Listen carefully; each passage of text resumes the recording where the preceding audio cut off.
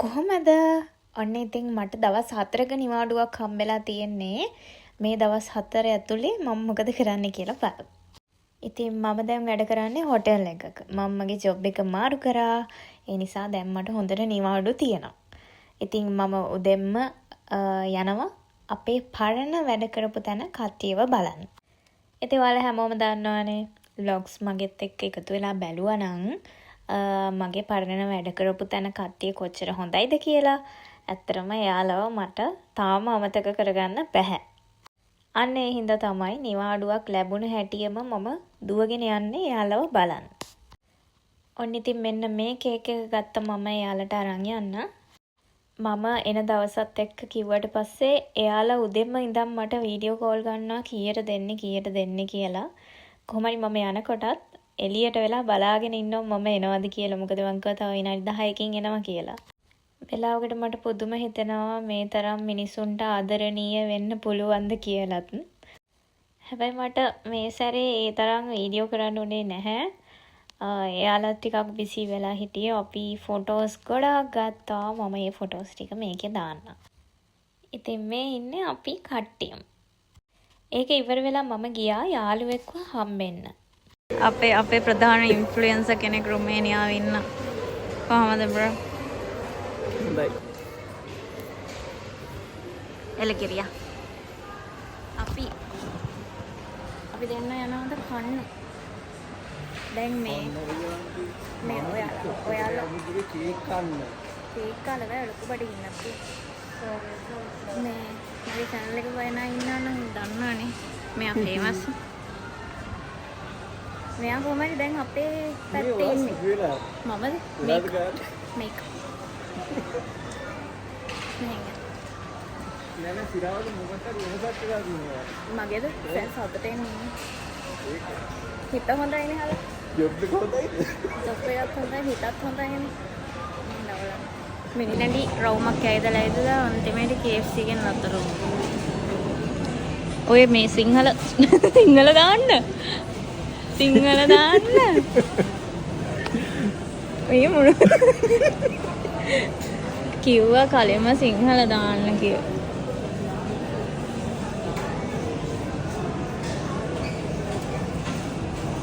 මේටෙන්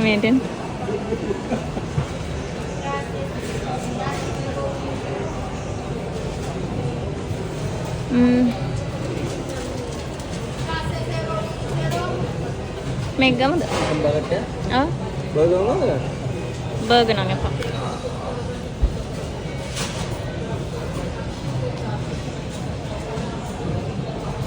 මේකේ American dip එක දානවා.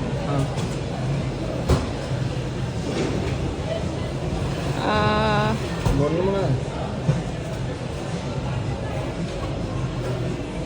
මේකේ බොන්න මට ඕනේ ස්ප්‍රයිට්. ලොකු එකක් එපා. කෝකද චූටි එක? මේකනේ. මේක ලොකු මේක රෙඩි මේක ලොකු. බොන්නනේ.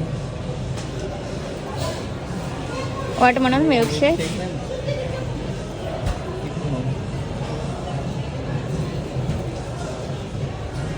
කැරමල් චොක්ලට්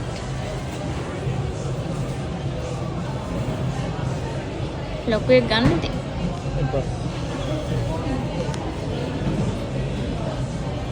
මං ගෙවන්න. මං ගෙවන්නේ. යන්න පරේට. හරියට ඒවා ගන්න. යන්න පරේට. ඉන්නකෝ. මාර්කම්.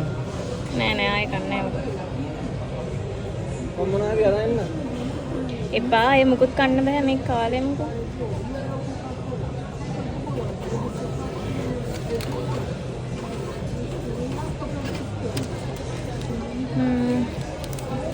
$6,000. 6,013. සිතාර මාළුකට මං කිව්වා ලොකු එක ගන්න. මේ චූටි එක මගේ ඇඟිල්ල උස.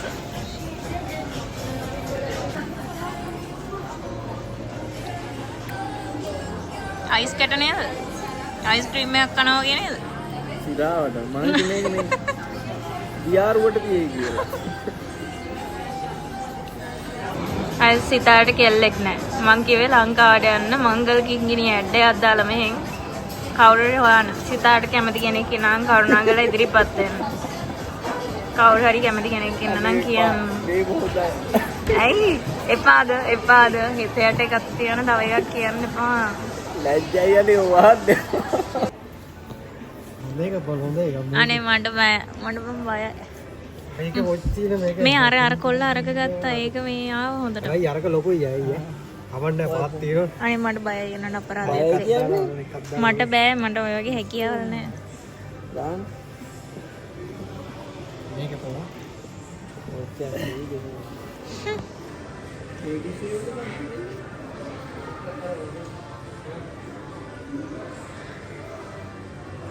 අනේ මට නම්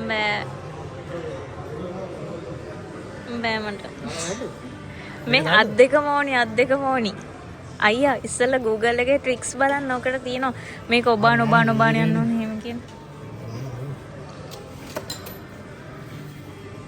හරිද? ඔව් අයින් මිස්සයි.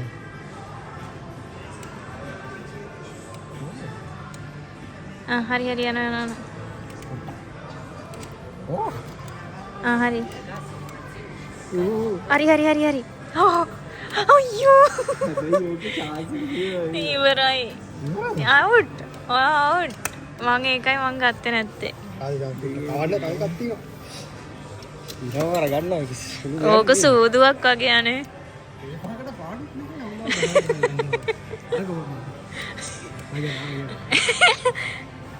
මේ ගොඩක් තියෙන තැනකට එකපාරේ දාන්න උනා. අපරාධේ මේක දාලා මේකට එකපාරේ ලං කරන්න ඕනේ. ඊට පස්සේ ගන්න. මේකෙන් අපේට එන්නේ මෙහෙම මේක. අවමාර අම්බල. මම අර ලොක් එක්කන බලනවා මේක දැන් මේක නන්නෝ මේකට වැඩි අර එකක්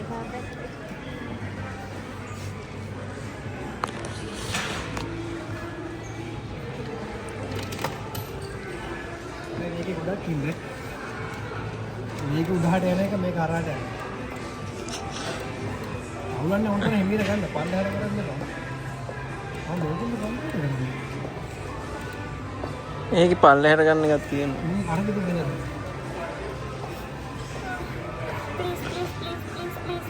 ආවා කිය. මේක උපන්නේ මම.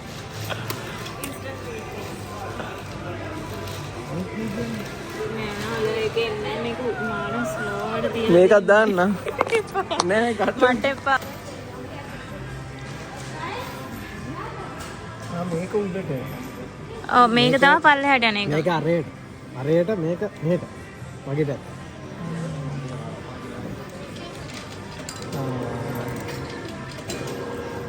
මේ මුට පුළුවන් ඈ මුට ගානක් දීලා කරමුද ඔව් එකෙක් ගත්තා come on sitar come on oh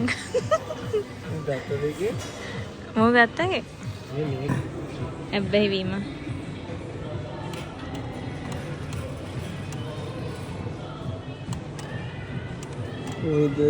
මේක ගන්න අමාරුයි අර බලන්න බොරු වැඩක් කරේ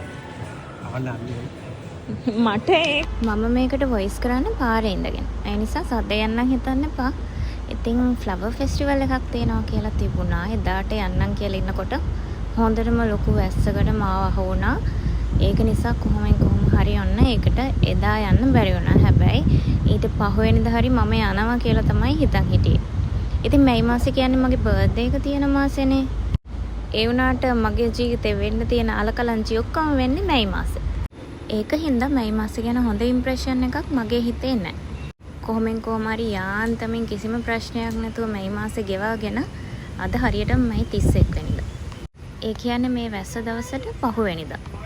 අද මං ගොඩාක් හිතේ අවුලෙන් ඉන්නේ මොකද මට අද කෙස් කෙනෙක් බැන්නා. ඒකට හේතුව මම එයාගේ රූම් නම්බර් එක ඇහුවා කියලා එයාට ඒකට අප්සෙට් ගිහිල්ලා.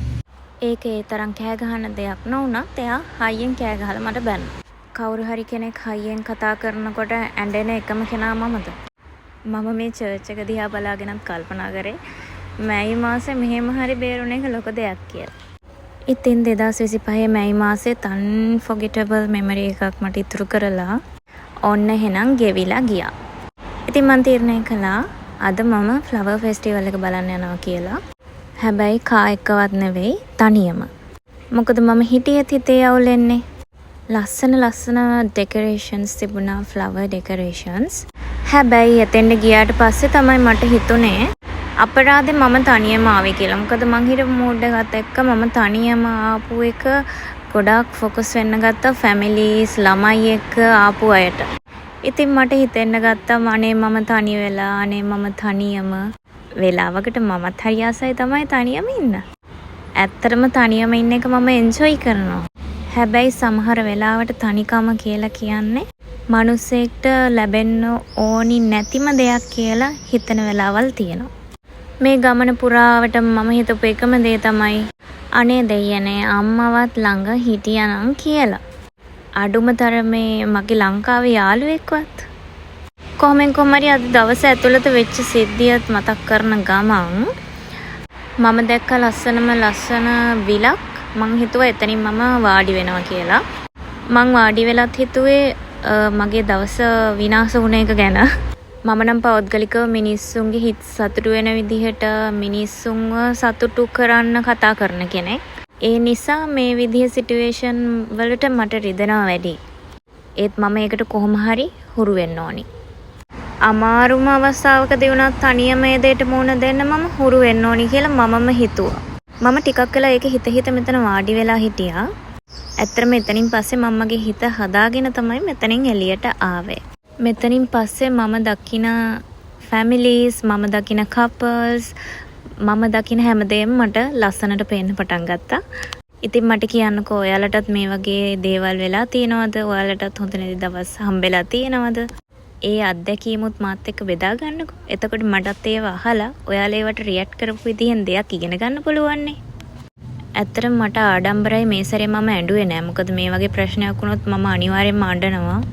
ඒත් මම ටිකෙන් ටික ශක්තිමත්ව ප්‍රශ්න වලට මුහුණ දෙන්න ඉගෙන ගන්නවා. ඉතින් ඔයාලා මොකක්ද ඒක ගැන හිතන්නේ කියලාත් කියාගෙන යන්න. ඉතින් මම ටිකෙන් ටික පාක් එකෙන් එළියට ආවා. ඇත්තටම මේ ලේක් එක මට දුන්නේ පුදුම සහනයක්.